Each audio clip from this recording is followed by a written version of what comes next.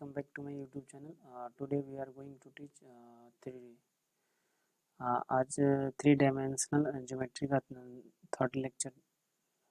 Fourth lecture देखेंगे, जिसमें हम आज लोग shortest distance between two lines देखेंगे। माने दो लाइन के बीच का क्या बोलते हैं डिस्टेंस कैसे फाइंड करेंगे वो देखेंगे। इससे पहले हमने 3 लेक्चर कवर कर चुके हैं, तो आप लोग एक बार गो थ्रू हो जाना, जिससे कि जो भी हमने प्रॉब्लम सॉल्व किया है और कॉन्सेप्ट बताया है वो उससे आप लोग रूबरू हो जाना एक बार, जिससे कि ये वीडियो समझने में कोई भी परेशानी ना हो। चलो लेक्चर को स्टार्ट करते हैं। देखेंगे हम लोग शॉर्टेस्ट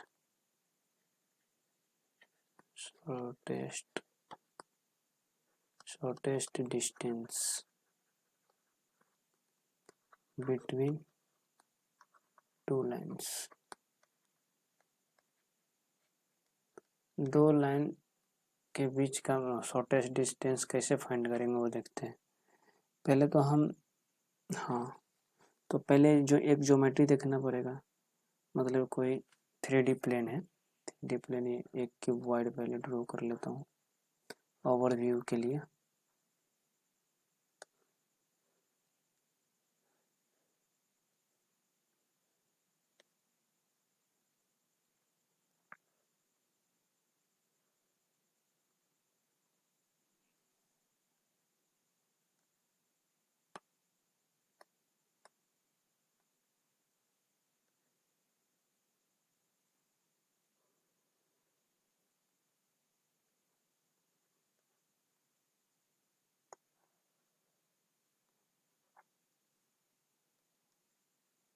सपोज इसको हम एक्स एक्सिस मान लेते हैं, इसको एक्स एक्सिस मान लेते हैं, इसको वाई एक्सिस एंड इसको जेड एक्सिस। एंड दो लाइन पास करा देते हैं हम। सपोज ये दो लाइन है, ये वाली दो लाइन, ये वाली और ये वाली। तो इसके बीच का डिस्टेंस जो होगा कैसे फाइंड करेंगे वो देखेंगे। इसके बीच का ये वाली डिस्टेंस कैसे फाइंड, शॉर्टेस्ट डिस्टेंस मतलब, क्योंकि इधर जाते जाते यहाँ पे तो कभी न कभी लाइन क्रॉस कर जाएगा, तो वही डिस्टेंस जो होगा ड्रॉ करेंगे। तो ये वाली लाइन का जो कम से कम कितना लाइन होना चाहिए और वो कितना डिस्टेंस होना चाहिए, वो डिस्टेंस कैसे फाइंड करेंगे वो देखेंगे। तो चलो हम लोग देखते हैं। सपोज इसको L1 L2 मान लेंगे। तो चलो नेक्स्ट पेज में मैं देखता हूँ, मतलब कि कंक्लूजन ये निकल के आएगा जो कि लाइन ऐसे ड्रॉ हो जाएगा डायरेक्ट ऐसे। तो ये डिस्टेंस कुछ ना कुछ होगा, ये वाली डिस्टेंस, ये वाली, यही डिफाइंड करना है हमें। यानी ये L1 मान लेते हैं, इसको L2 मान लेते हैं। एंड तो यहाँ पे पॉइंट बन रहा है, इसको हम मान लेते हैं L, इसको मान लेते हैं M। एंड सपोज ये लाइन है ना, इसका पोजीशन वेक्टर हम D मान लेते हैं। ये लाइन है, उसका B वेक्टर मान लेते हैं, इसको D वेक्टर मान लेते हैं, D वेक्टर।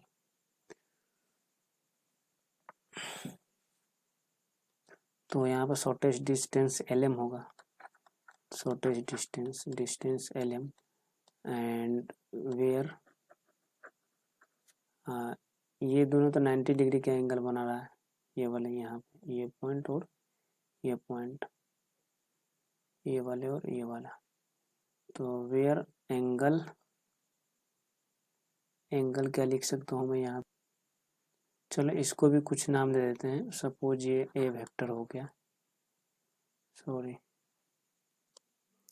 ये जो लाइन है, ये लाइन है, इसका एंड पॉइंट दे देता हूँ मैं, इसको कुछ नाम दे देता हूँ।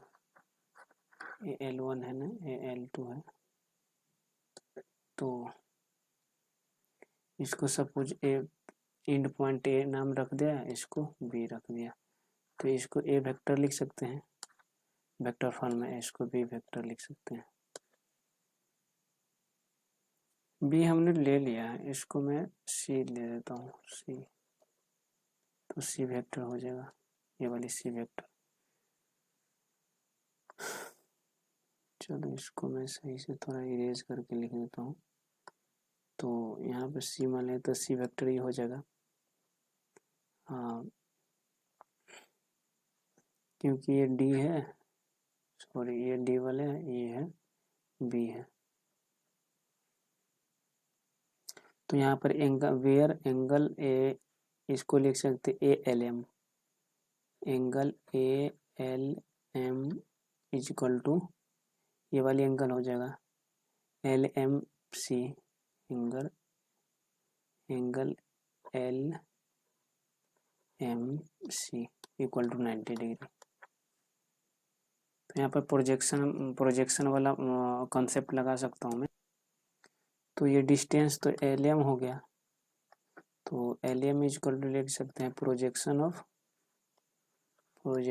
Of A C on L M.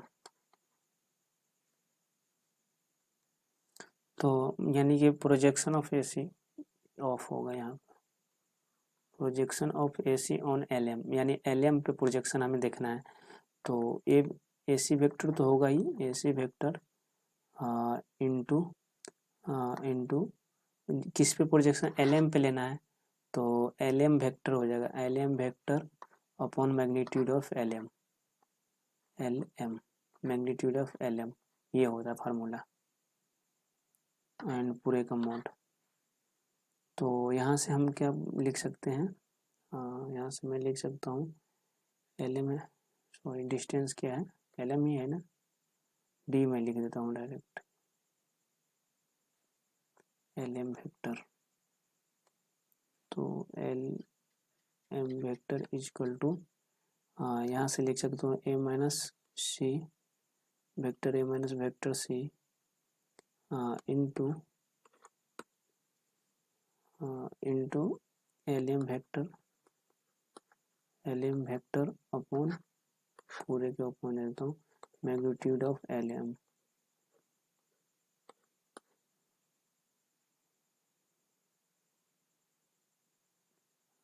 And L M is perpendicular, L M is perpendicular है, माने ये वाला है एल एम जो ये वाली जो डिस्टेंस है एल एम परपेंडिकुलर है बी एंड डी के।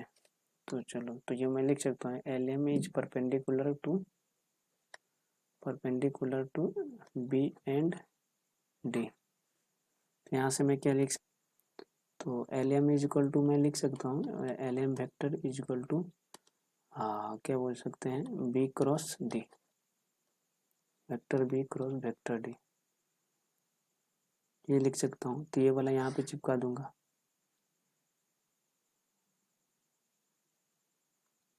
सॉरी यहाँ पे वेक्टर नहीं होगा क्योंकि ये डिस्टेंस है ना, ये डिस्टेंस हमने देखा है, ये वाली डिस्टेंस मैं दिखाता हूँ एक बार विजुअलाइज करके,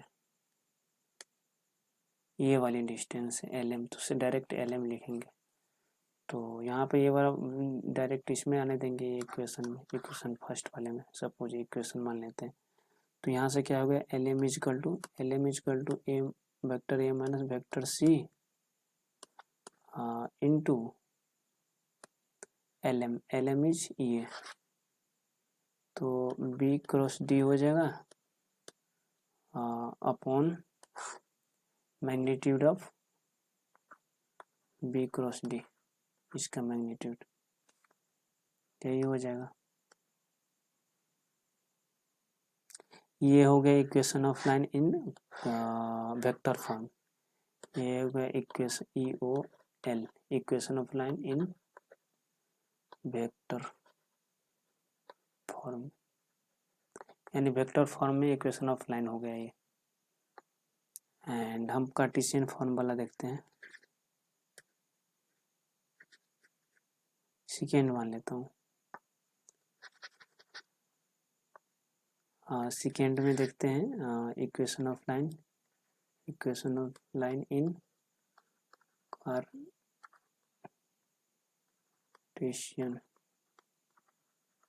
कार्टेशियन फॉर्म। तो सपोज इक्वेशन ऑफ लाइन एक मान लेते हैं हम, क्या मान लेते हैं, पहली जो लाइन दिया गया है इसका कोई इक्वेशन दिया रहेगा।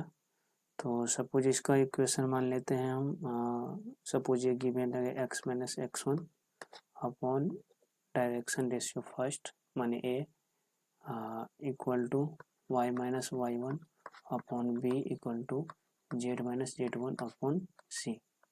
माने इक्वेशन दिया रहेगा लाइन का, पहले लाइन का, और दूसरे लाइन का भी दिया रहेगा।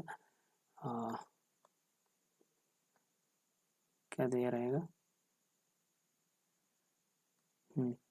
ये पहला का है तो x1 माइनस हो जाएगा, एक दूसरे का है तो x माइनस x2 हो जाएगा upon a equal to y minus y2 upon b equal to z minus z1 upon c। माने ये दो लाइन दिया रहेगा जिसका इक्वेशन दिया रहेगा।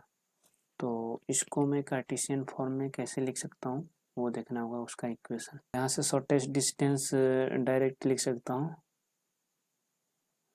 d is equal to direct हो जाएगा, डिटर्मिनेंट फॉर्म में मैं लिख रहा हूँ, x1 थोड़ा ऊपर से लिखता हूँ क्योंकि डिटर्मिनेंट फॉर्म में थोड़ा स्पेस ज़्यादा चाहिए।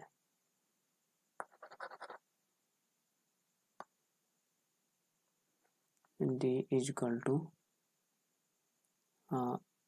x2 minus x1 y2 minus y1 and z2 minus z1, ये हो जाएगा। एंड जो डायरेक्शन रेशियो ये गिवन रहेगा, डायरेक्शन रेशियो वो हमें देना रहेगा।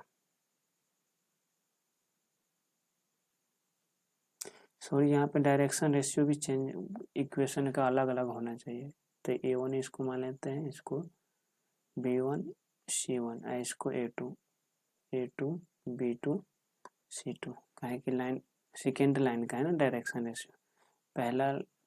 पहले लाइन का direction ratio a1 a2 a1 b1 c1 मान लेंगे, एंड दूसरे का a2 b2 c2। तो ये डायरेक्शन रेशियो a1 लिख लेंगे। पहले हमने जो पॉइंट दिया रहेगा उसका डिफरेंस ले लेंगे जो रहेगा। तो मैंने एक्स एक्सिस के रेफरेंस में वाई एक्सिस के और जेड एक्सिस के, तो x2 minus x1 y2 minus y1 z2 minus y1, and direction ratio लिख लेंगे b1, ये हो जाएगा b1 एंड c1। एंड एक लिख दूसरे लाइन का डायरेक्शन रेशियो लिख लेंगे a2 b2 c2, ये वाले डिटर्मिनेंट फॉर्म में, अपॉन यहाँ पर भी डिटर्मिनेंट फॉर्म में लिखना पड़ेगा i cap j cap and k cap. तो यहाँ पे डायरेक्शन रेशियो क्या है, यहाँ पे भी डायरेक्शन रेशियो पहले का लाइन का लिख लेंगे जो डायरेक्शन रेशियो होगा, एंड दूसरे लाइन का जो डायरेक्शन रेशियो है वो ये वाले। तो यही शॉर्टेस्ट डिस्टेंस का फार्मूला है कार्टेशियन फॉर्म में, जो कि आप लोग यहाँ ध्यान रखना। Equation of line in Cartesian form.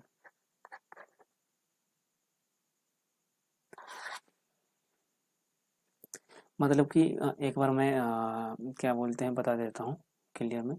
मतलब कार्टेशियन फॉर्म में हमें देखना रहेगा, एक दो लाइन रहेगा उसका इक्वेशन दिया रहेगा, तो दोनों का इक्वेशन पे ध्यान देना। उसके बाद डायरेक्शन रेशियो जो भी रहेगा तो मतलब उसका क्या बोलते हैं डिटर्मिनेंट फॉर्म में हमें क्या लिखना रहेगा, जो डिटर्मिनेंट फॉर्म में ऊपर भी लिखेंगे नीचे भी लिखेंगे। तो पॉइंट का डिफरेंस इन एक्स एक्सिस और Y axis and Z axis के रेफरेंस पे हम लोग लिखेंगे। तो x2 minus x1 and I cap में, एंड जे कैप में y2 माइनस y1 एंड के कैप में लिखेंगे z2 माइनस z1, एंड उसके नीचे जस्ट लिखेंगे अपन सेकेंड रो में लिख देंगे। सेकेंड रो में हो जाएगा पहला direction ratio, and third row में हो जाएगा दूसरा डायरेक्शन रेशियो। एंड उसी तरह अपॉन में हो जाएगा आई कैप जे कैप एंड के कैप के फॉर्म में हो जाएगा। पहले रो में हो जाएगा, डायरेक्शन लिख देंगे आई कैप जे कैप के कैप, एंड दूसरे रो में A1 डायरेक्शन रेशियो फर्स्ट वाले लिख देंगे एंड सेकेंड वाले लिख देंगे। यही है बस।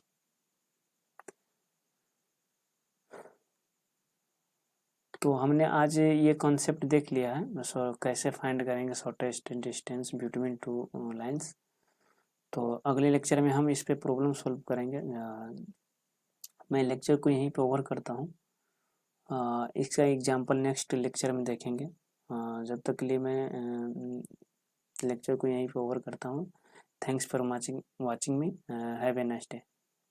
एंड ऐसे अपडेटेड कंटेंट के लिए आप लोग अपने दोस्तों को बोलो। जो पूरे मैं होल सीरीज कवर कर रहा हूँ, मतलब NCERT का JEE mains and advance level पे।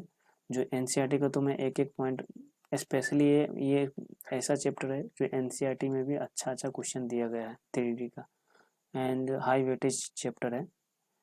इसलिए अपने दोस्तों को बताओ, जो फ्री कंटेंट मैं डिलीवर करता हूँ, कोई चार्जेज वगैरह नहीं है, इसलिए आप लोग को इतना इन्फॉर्मेशन शेयर कर सकते हो। चलो वीडियो को यहीं पे ख़त्म करते हैं। One second, thanks for watching me, have a nice day.